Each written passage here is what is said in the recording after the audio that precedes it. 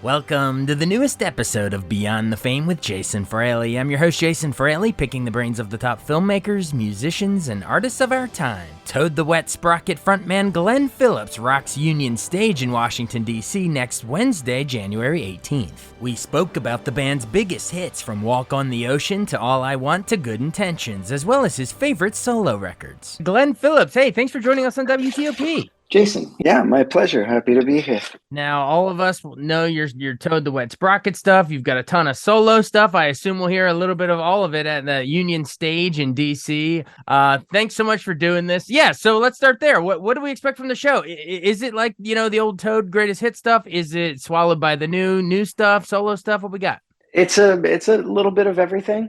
I mean, I enjoy playing the Toad stuff, some stuff from the new Toad records, stuff from solo albums, probably some stuff from side projects. So it's a little smorgasbord. We love the smorgasbord. When you're involved, it's gonna be good. So what is some of the newer stuff that might be on there? I know you put out, what was it, last year? Was it solo album? There's So Much Here was last year. Yeah, are we gonna hear what all from that might we hear? Sound of Drinking. Well, songs that have never been played on radio mostly. So Your fans if know you them. have the album, you can look forward to it. Yes, but yeah, I play a good section of the songs on that. Brand New Blue and I Was a Riot and Stone Throat and Sound of Drinking. So yeah, it just normally what I do is I write down like 40 songs or so on a piece of paper, and then I see where the evening leads. So one of the things I like about a solo show is it tends to be a little less structured than a Toad show. Although I will be joined by my friend Jonathan Kingham, so I will, for a large portion of the set, limit myself to songs that we're capable of playing together. So uh, probably less random than sometimes, but more random than others. It's a funny thing. Like the songs on this record all came off of they came out of a songwriting game that I play. It's this guy Matt the Electrician, who's a songwriter in Austin, Texas, and every week he sends out a title. And there's about 25 of us, and we each use that prompt as like, to write a song. So it's the starting point of a song. So all the titles on this record came out of that game. Wait, how do you generate the And titles though? Is it like they throw them in a hat, or how does it work? How do you come up with the titles? he just sends an email, and every title on this record. So it's I Was a Riot, Call the Moon Dust, that they Brand New Blue. They all just came to me, and then I'm like, okay, I got to write a song. And you get I've written a lot of those over the years, and decided to throw some together. A lot of these were kind of from the lockdown period, but the funny thing for me was kind of assembling them and then realizing that I'd turned a corner, like kind of retroactively. I hadn't been writing towards a solo album. I'd just been playing this game here and there. And I looked at all these songs and I was like, I think I'm like okay again, which is great because it won't. I'm sure something catastrophic. Well, in Santa Barbara, we just had catastrophic flooding yesterday. I mean, things always happen, but it was really great to look at this batch of songs and realize, like, oh, I've been writing like love songs and songs about just, I don't know, noticing life as opposed to like trying to peel into the core of the experience of grief, which is also extremely useful. But it's good to get a break every once in a while. Definitely. Well, all the best out with the flooding and everything going on now too. It's got to be a wild time. It's Well, bizarre because it's 5 years to the day of the debris flows that like kind of wrecked either side of my old neighborhood, and like it's bizarre. And I think of all the people, especially in Montecito, who had to evacuate, 5 years to the day, where it's just kind of crazy. Wow. Yeah, totally. And that's home to you. So whenever I have someone on, I love to sort of move chronologically after after the opening spiel about the current gig. I'd love to hear sort of how you got into it. So I know you're born in Santa Barbara in California in like 1970. And then Mhm. you formed Toad the Wet Sprocket in like 86. How did that formation come about? I'm sure a story you've said many times, but let's have it for posterity here on WTOP. Oh, we were all theater nerds. We were all in choir. We were all in high school theater, and we were what plays did we meet in? We did Oklahoma, and we did Thornton Wilder's classic Our Town. Of course. So Every high school um, does that, right? you got to do Our Town. It saves a lot on sets. It's really easy for the tech crew to handle. Yeah. Just throw some ladders up there and you're good. So yeah, we met in high school theater, and they were all seniors. I was a freshman, and Todd, the guitarist, and kind of were two main writers in the band. He lived a couple blocks from me. We actually have the same floor plan, uh, and he had a nice big woody station wagon, and so I could throw my bike in the back. And I was lazy, so I'd get a ride home from school from him. And then he ended up. I was like really more of. I was at the time really into like Ozzy and Rush, and he was really into Husker Du and the Replacements, and he kind of changed my musical course, and we started writing songs together. And it's just a high school band that somehow stayed together. What was the big hit in high school? Like, what was the one at high school dances that you actually played? What was that doing that thing you do for you guys? Oh, we didn't really have one. I mean, here's the weird thing about us. We learned a couple of covers. We got to play a couple of covers, but we were much more like, shoegaze before it was a thing. And so the place we played the most was this place called Pat's Grass Shack. And the guy who ran it, Larry, he was really not a fan of ASCAP and BMI, the Performance Rights Associations. So, like, if you play covers in a club, that club has to pay a monthly fee, Right. so that the songwriters and the publishers get paid for the music being played. And he thought that was asinine. So he wasn't like a fan of local music, but just because he was a cheap bastard, he made it into like an originals only club. And so like he would pull the plug if you played Happy Birthday. So No royalties here. no royalties there. So we ended up like learning to write. I mean, it was like the closest club to where we lived. And so we ended up like having, I don't know, like we were an all originals band kind of from the very beginning. And that was just kind of the start of it. Like we had to write, so we did write. And I think a lot of other bands, when they're like getting their start, like you learn everyone else's material, and we just wrote our own songs because we had to. I love it. Well, it paid off for sure because you had all those great songs for those first few albums there. But real quick, I want to get into some of them. But how did the name come about? Was it like a Monty Python sketch or something? Yeah, it's a sketch called Rock Notes. That's like a fake like MTV News style, um, you know I don't know if like rock news show, and it's Right. just this series of like ridiculous band names, totally nonsensical band names. Band names like Poached Herring and a White Wine Sauce, and Toad the Wet Sprocket was one of them. And we had a gig, but we didn't have a name. And Dean, our bass player, really was like, let's call it Toad the Wet Sprocket. It would be hilarious. I just want to see it in print once.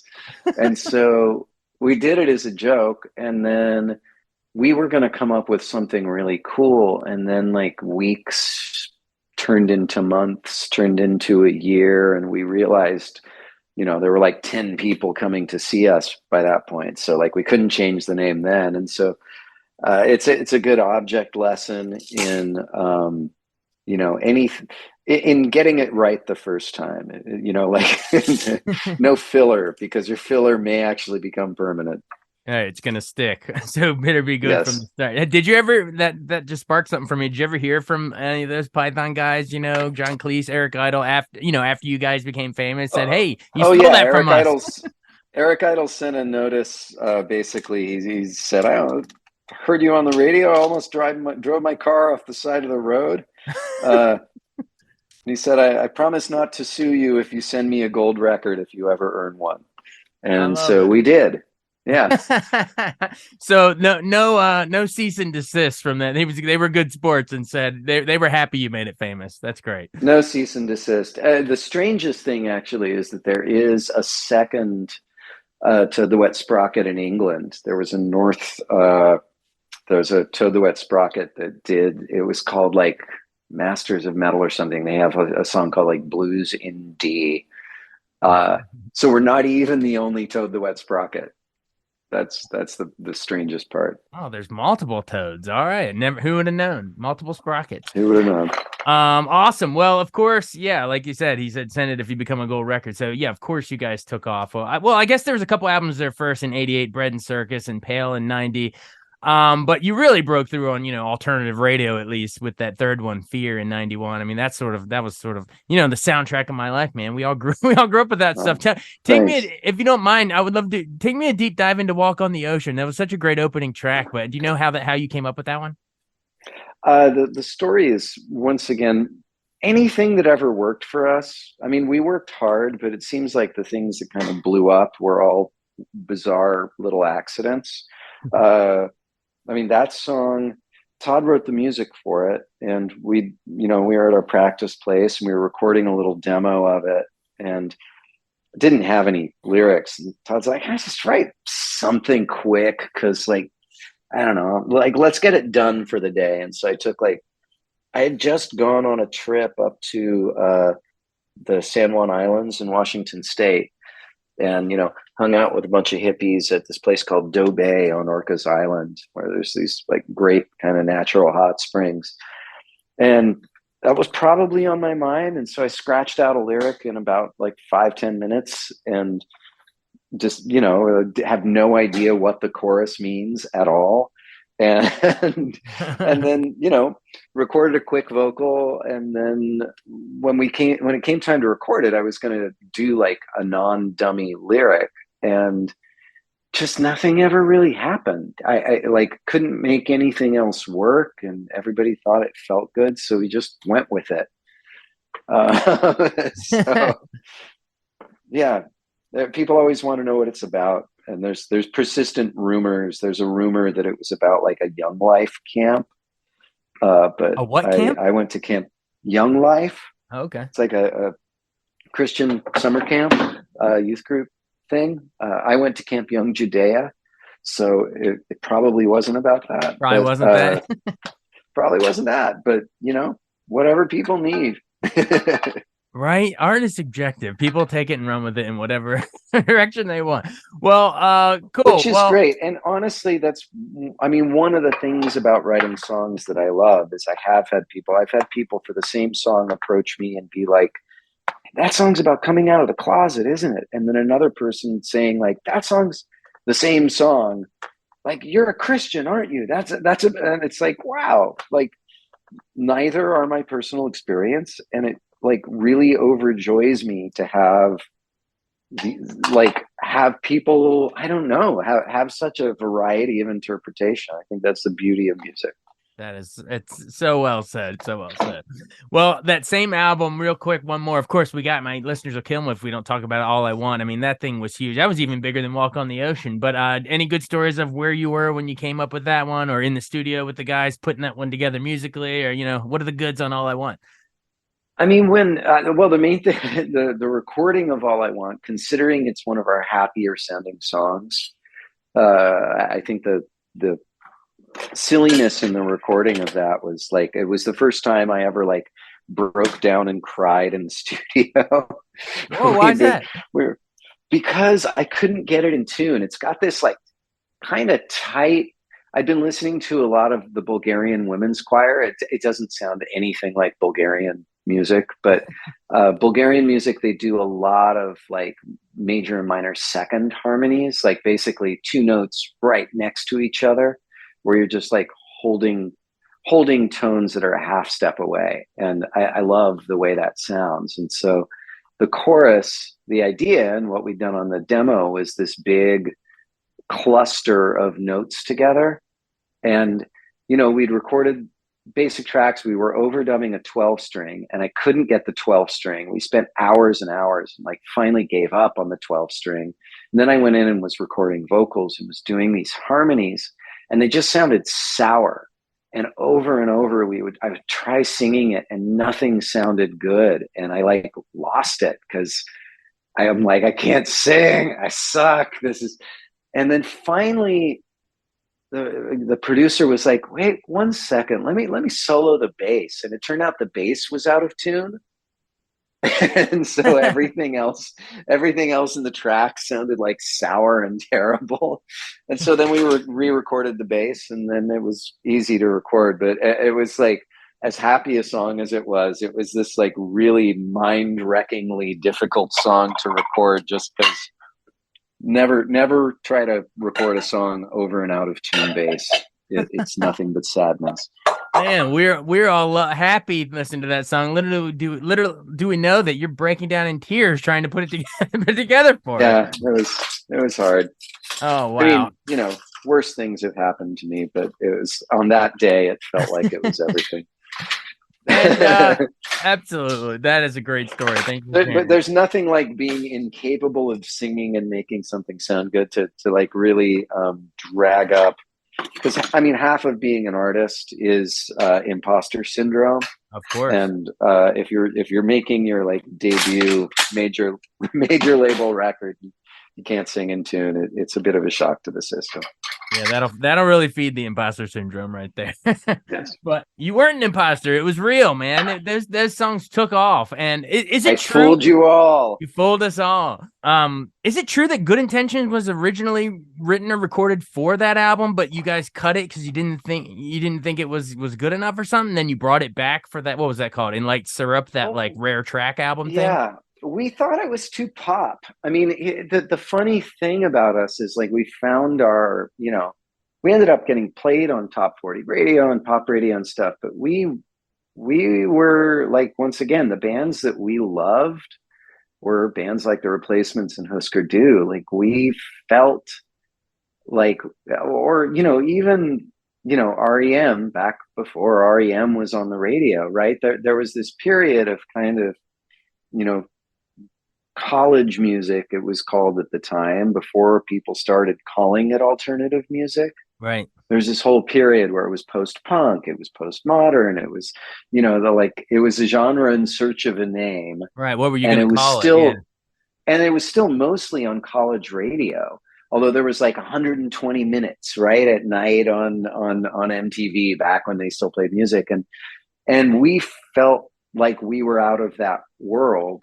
And so we didn't want to be a pop band. And when we, it was a strange time. I mean, if you remember, that was when like, Counting Crows and Pearl Jam, like they wouldn't play their singles live or they'd mangle them. Like you'd get signed on a major label and then you'd act like you don't want anybody to see you or hear you. And it was just a particular tick of like 90s alternative music. And so it was strange for us. We did Good Intentions and we were like, it's too pop. It's, not what we are. We're edgy and we're, I mean, we weren't loud and edgy in that way, but we wanted to be emotionally, heavy and kind of thematically heavy. So yeah, we just left it off because it was pop. I mean, even All I Want almost didn't make the album for the same reason. And when it was decided to be a single, it was, I think, the third or fourth single on the album. And the album was almost done. And we were not exactly into it being the single. Like, so yeah, it was a surprise that was the one that worked. That's hilarious to me. The song, you're like, it's too pop, let's leave it off. And then a couple years later, it's on the Friends soundtrack. Yeah, there's a lot of that about though, like people writing a song as kind of a joke or, a reaction. I mean, Closing Time, apparently the same thing was, Right. you know, Dan Wilson kind of, oh, the company wants a hit. Okay, I'll write a song with the same chord progression all the way through, and I'll make a little joke because it's really about birth. Ha ha. Right. Like, Right. it's, they're, or I'm not going to write you a love song was another, like, you know, F you to an A&R guy. Yeah, it And was literally her. Literally her saying, "I'm not going to write you guys a love song," and then it becomes yeah. and it's the single. So, um, you know, it happens.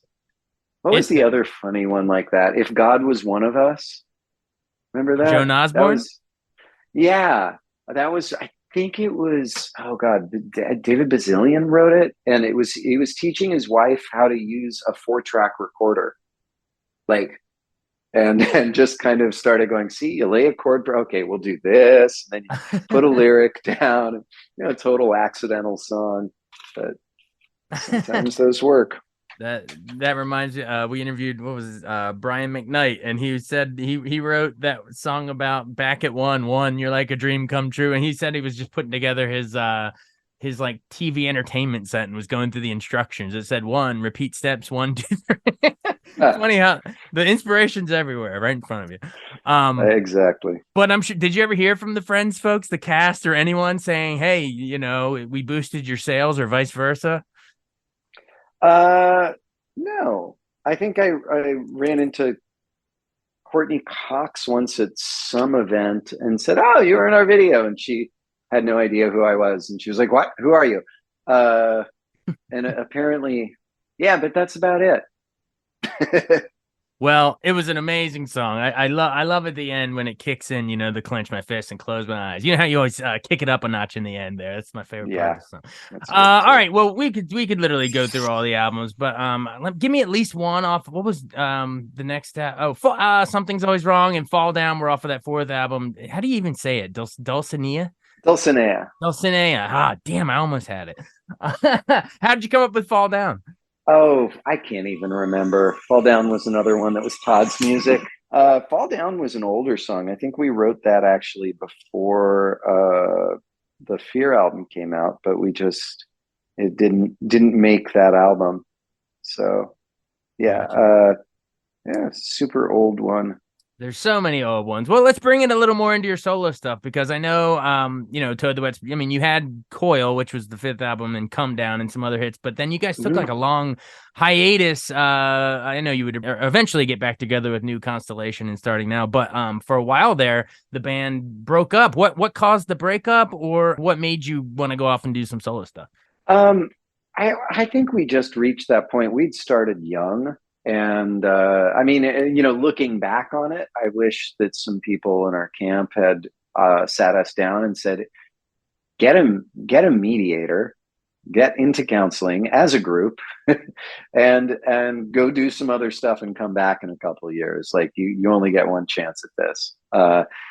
But I think at the time we were a little bit entitled, because this was the only thing we'd ever done and it worked. So we thought, oh, that's how life works. It turns out it doesn't, except in rare instances.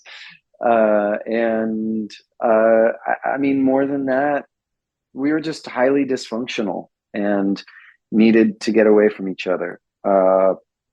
And we had tried to make an album after Coil and we just couldn't work together. And so, needed to go do other things. And I think we were overconfident in our ability to just pick up and move on and do something else. And, but learned a lot really quick after we did that. Absolutely. Well, you had plenty of time to learn. I mean, you rattled off like what, 10 solo albums? Is that what you're up to right now? I think so. I got to count it. Yeah, something like that. Somewhere around that. I mean, between that and then there's the Works Progress Administration and Mutual Admiration Society, Remote Treat Children, Plover. I think that's all the side projects. I've done a lot of stuff. Nobody's heard any of it, but I've had a lot of fun. A lot of them are independent labels and stuff, but it's still really Mm-hmm. cool. Well, you know what? While you're on here, before you run, if our listeners, who maybe know the Toad the Wet Sprocket stuff, but want to do a deeper dive into your solo stuff, which album or two would you want to pluck out and say, hey, maybe start here to get a vibe of my solo sound? Like, do you have, a suggestion on where they should start? I would say the last two albums. I mean, There's So Much Here is the newest album, and it's a more like There's So Much Here and Winter Pays for Summer are probably the two most produced albums. I did a lot of records that were kind of deliberately more naked sounding, just because I tour solo acoustic.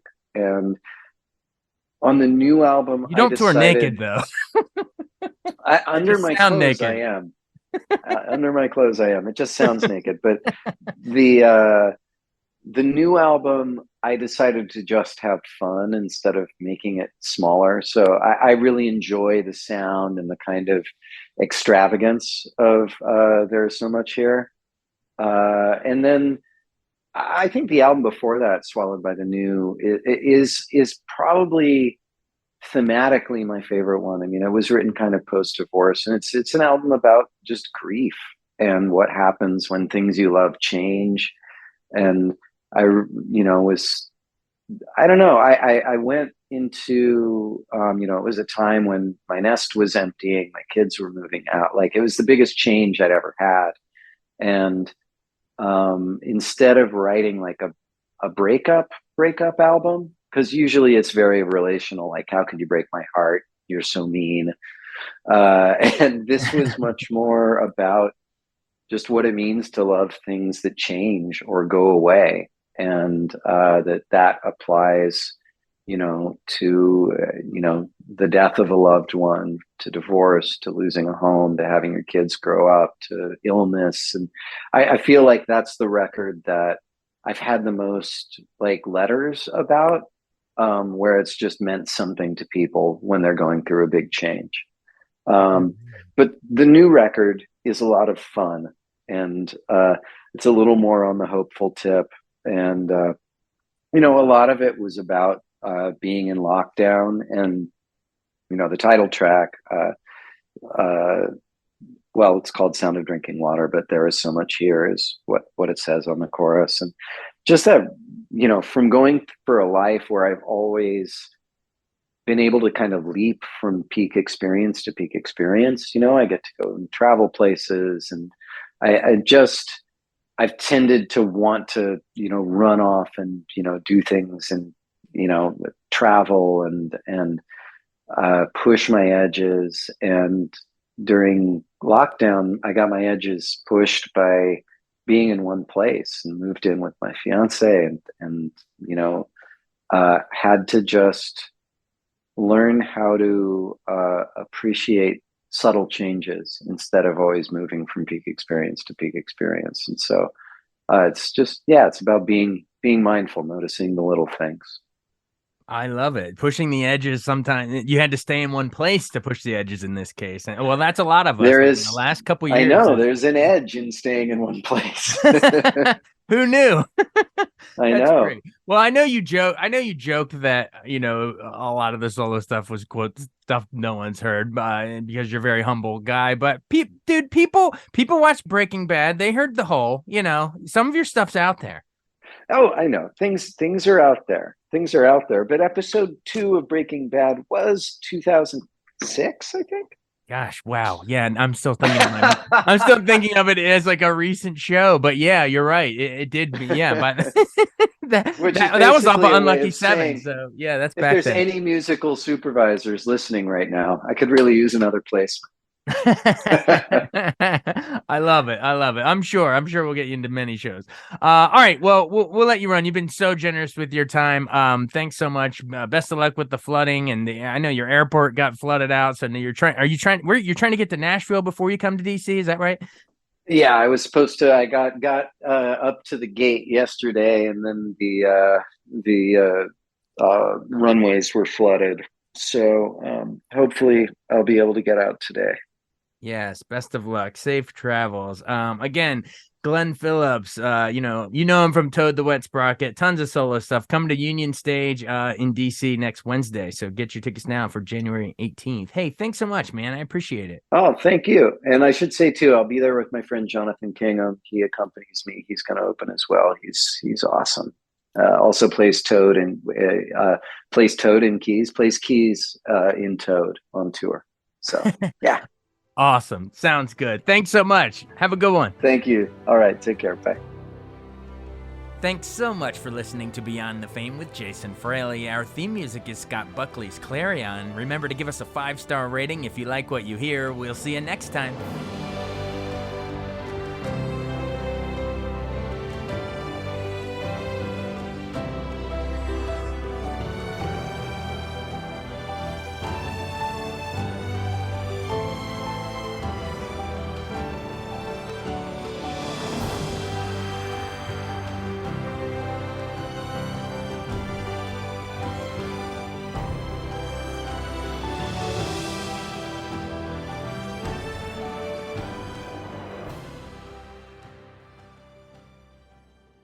I wanted to take a second to tell you about an app I really enjoy. Living in the DC area is great, and Podcast DC gathers all of the local shows that I like all in one local app. Health, sports, local news, politics, and so much more. Podcast DC is the new local app with hundreds of DC area podcasts to choose from. I can earn exciting rewards just for listening and share the podcasts I love instantly. Available in the App Store or in Google Play, listen local with Podcast DC.